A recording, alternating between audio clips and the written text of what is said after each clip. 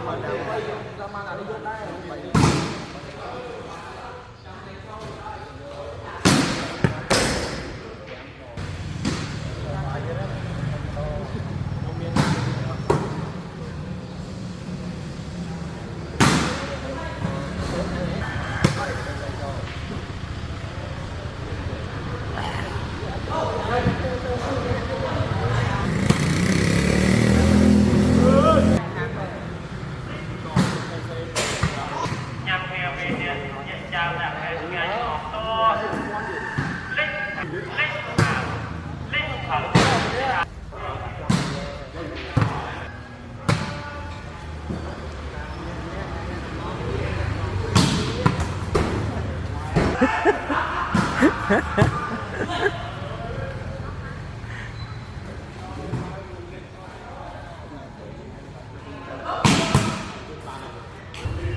mấy con mấy vậy?